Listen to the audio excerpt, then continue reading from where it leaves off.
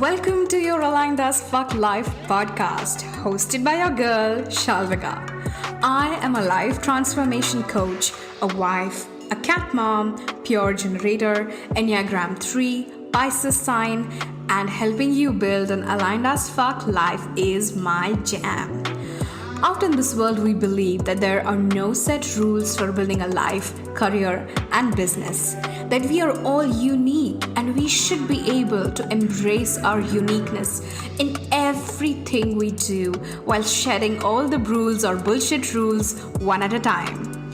We will talk all things mindset, manifestation, healing, energetics, rituals, success, and so much more. I believe that I can have it all and you can too.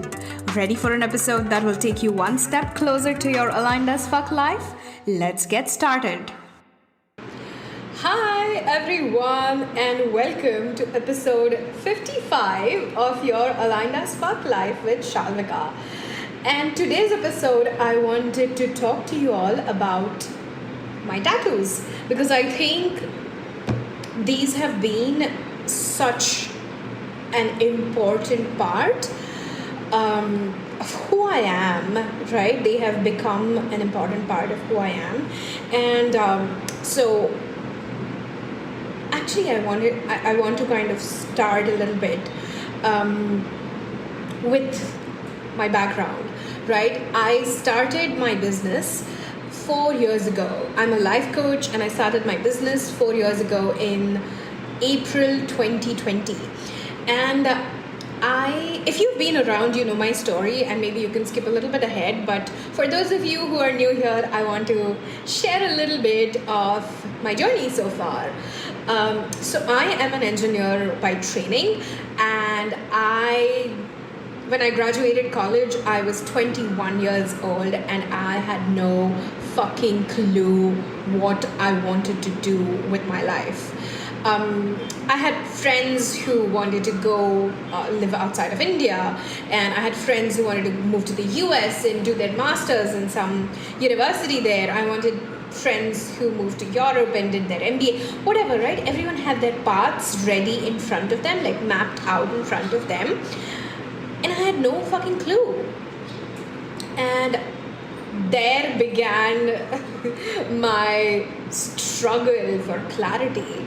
There began my struggle for finding who I am. What is it that I want? Because honestly, I feel all of my 20s, I have just gone with the flow. I have just responded to whatever opportunities came my way. And there's nothing wrong with that, but at no point I feel did I ever pause and take charge of it.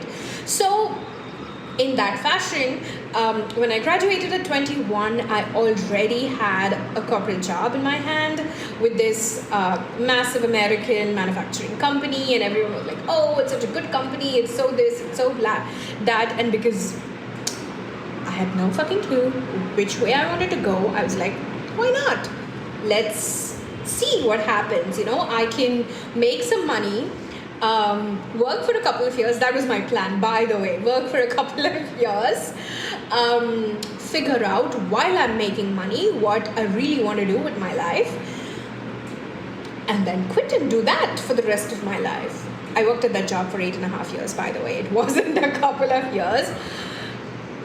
But I think one of the biggest questions that started troubling me when I started asking myself, what is it that I want to do? What is it that I want to do? What is it that I want to do? Was this idea that I don't even know who I am, right? For the first 17 years of my life, I lived with my parents, and they were a huge influence on my decisions. And like if you grew up in India, you know, like a lot of parents actually force their kids to get professional degrees like engineering and medicine. But my parents weren't like that. My parents were like, if you want to take arts and study arts and chill in your college, you should do that. Like, why do you want to work so hard? But I wanted to do something that was so unlike them, because my parents were artists. My parents were not anywhere in the technical field. So I was like, okay, I'm good at math. I'm pretty smart. So let me just take up engineering and see where that goes. So it was shaped by that. And then in my college years, a lot of my decisions were shaped by my friends. And I know that happens to a lot of people. But I actually realized I had never taken the time to get to know who I am. And again, I'm in no way saying that I met who I am when I was 21. I think I met her much later. But without even knowing what I was doing at the age of 23, I got a tattoo on my forearm. If you're watching this on the video, you can see my forearm. I got a tattoo on my forearm that says "Nocete ipsum" in Latin. I think that's how it is pronounced, and it means "know thyself" in Latin. And honestly, now at 34 years old, I am amazed at how deep it is that I chose to inscribe my body with it.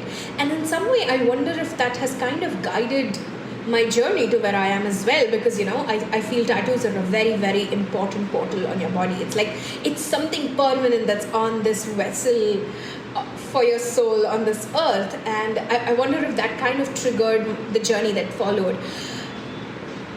But the last 10 years, 11 years has been this journey of knowing who I am and finding who I am and getting familiarized with what I am, right? If you're watching this on a video, I'm wearing a sari, I'm wearing a big ass bindi,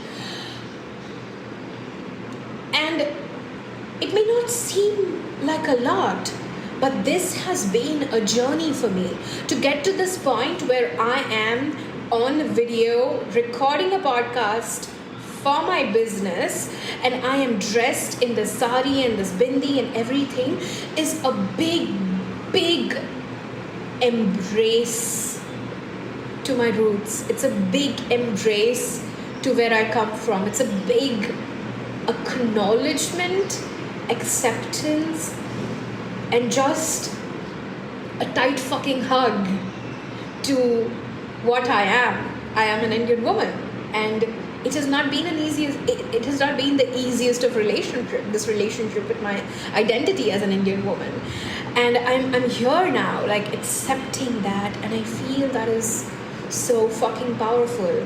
So know thyself is one of those principles that I don't think I'm ever going to stop following throughout the rest of my life. Like even on my deathbed, I think I want to be thinking about, do I really know myself? Because I think that's one of the most fundamental essence of being a human being. That's one of the most basic things and the most profound things that separate us from the rest of the animal kingdom is this sense of self-knowledge, is the sense of who I am, my identity. What is it that I want to be? Where is it that I want to go? Right? So that's about my first tattoo that I got in 2023.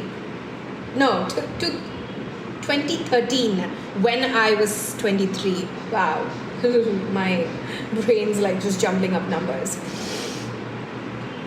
Which brings me back to 4 years ago. I decided that, you know what, I'm going to do this. I got my coaching certification, I got my NLP, EFT, all the shebang, all the certifications, and I'm like, I'm ready, bitches, to launch my business, and I'm going to be this fucking successful person. And I'm going to make like bank in my business and make a shitload of money. And I didn't know there was going to be a pandemic. I quit my job. My last working day was 13th of March 2020. And the shutdown in India, the lockdown in India began on 21st of March 2020 or 22nd, something like that. And when I jumped into this business, of course, I had coaches, I had read books in marketing, and I had a marketing coach and a business coach, and I did everything by the book. The thing is, when you are creating something that is a business where it is a soul-led business, right?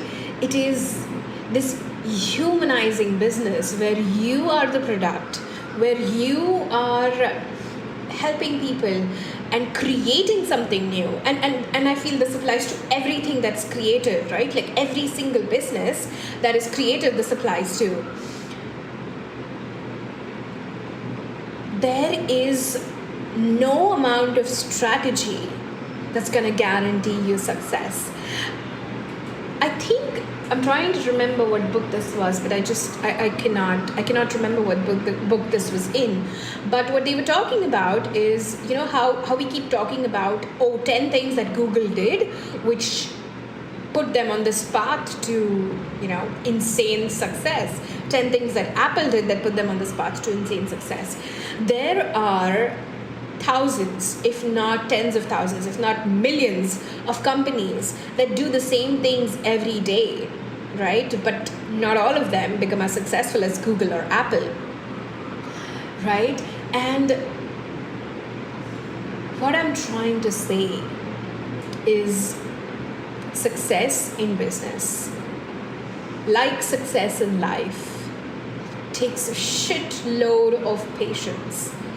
It takes a shitload of trying and failing and trying and failing. And I know I've talked about this on this podcast earlier, but it takes so much resilience to keep doing what you're doing, even when you're not seeing the results, even when you're getting rejected left, right, and center, even when there are people sitting across you telling you that, I don't really like the language that you use. That's happened to me. Someone was like, but your language is too crass. And I'm like, sorry, that's who I am. Again, going back to know thyself, that's who I am. I love using crass language. Like, I love being this woman who has a sari with this big ass bindi and goes fuck you to people's faces.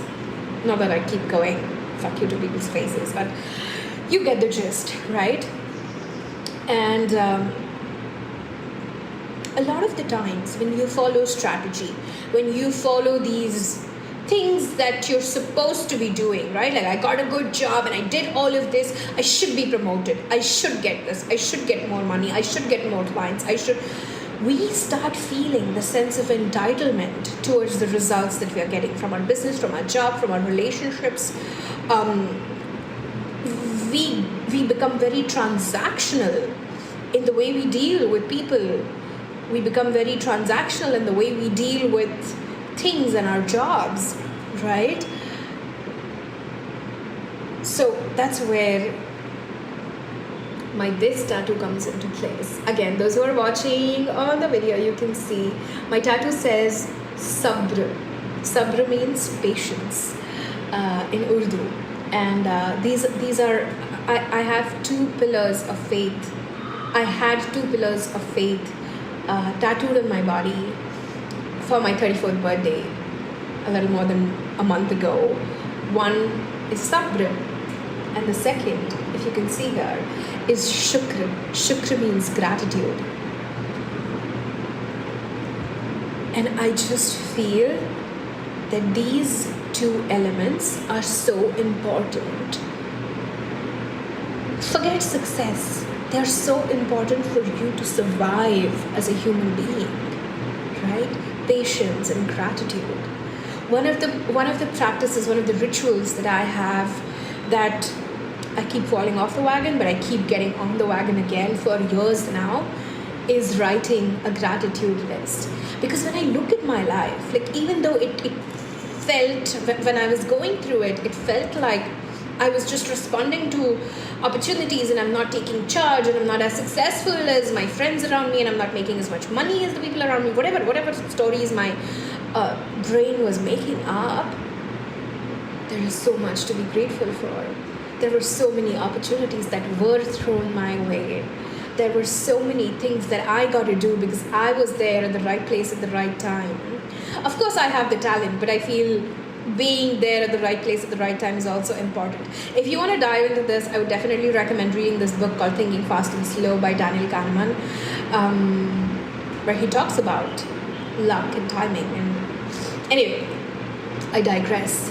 But there is so much to be grateful for. I'm grateful for this business, for this life, that yes, I have built, but that was also given to me in a way, right? I got that job all those years ago without even thinking. I didn't even know that I wanted that job, and I still got that job. And that job enabled me to put aside money and save, and so that I could have a nice cushion that I could fall back on when I quit my job and started my business. That I am so grateful for my parents, I'm so grateful for my partner, I'm so grateful for the friends that I have, because I have had a lot of cheerleaders in my life, like people who have sat by the side cheering me on day after day, every single day, right? Gratitude is one of the simplest things, but it's so fucking powerful, right? So according to Sufism, the three pillars actually of faith are sabr, shukr, and sukoon. At some point, I do want to get sukoon tattooed on my body. I don't know where or when, but that's going to come. Sukoon means peace. I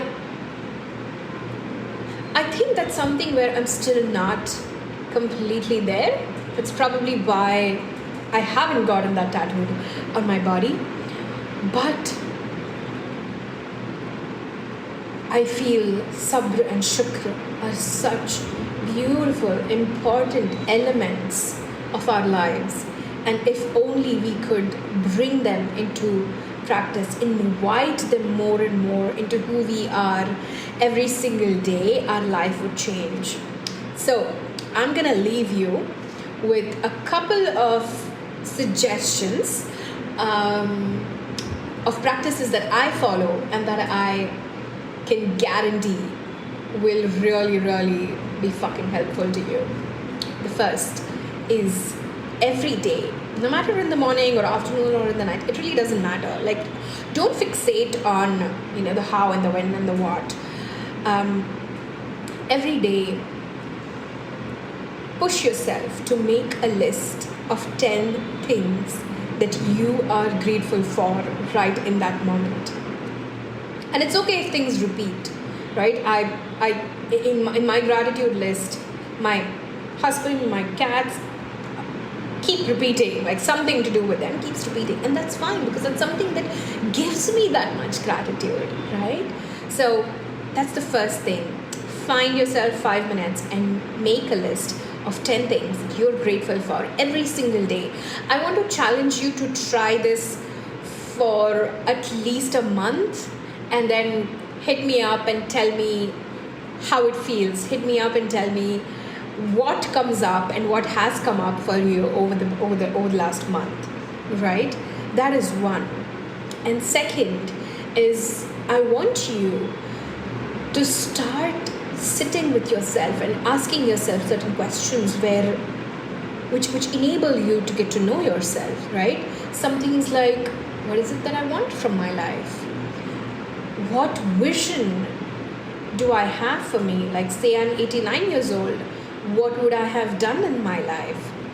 One of my favorite things, again, I make most of my clients do this. This is from the book The 7 Habits of Highly Effective People by Stephen Covey, is write a eulogy. Like, imagine you're dead and the people around you are giving a eulogy at your funeral. What is it that I want them to say about me, right? And if you want more journal prompts, again, hit me up. I do have a resource for free journal prompts, which you can find the link in the show notes that you can download. But getting to know yourself is one of the most important steps to living life that's free, that's joyful, that's pleasurable, and that's aligned as fuck with who you are. So that's the story of my tattoos. My 3 tattoos are Sabr, Shukr, and Nosete Ipsum. Sorry, I just got a call. I don't know, I'm on DND, but I still got a call. Anyway, Nosete Ipsum, which means know thyself. Sabr means patience, and Shukr means gratitude. I cannot wait to hear stories from you. If you have a tattoo, please connect with me. I would love to know the story of your tattoo. I would love to know what your tattoo is.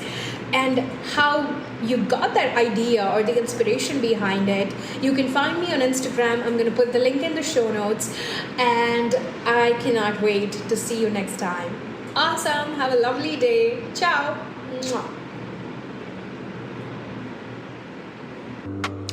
Thank you so much for tuning in today's episode. If you absolutely loved what you heard today, be sure to share it with me by leaving a review on iTunes so that I can keep the good stuff coming. And if you aren't already following me on social media, come soak up some extra inspiration and send me a hello on Instagram by searching @Shalvika. Also tagged in the show notes. I love and adore you so much, and I will talk to you super soon. In the meantime, continue building your most authentic and aligned as fuck life. Ciao!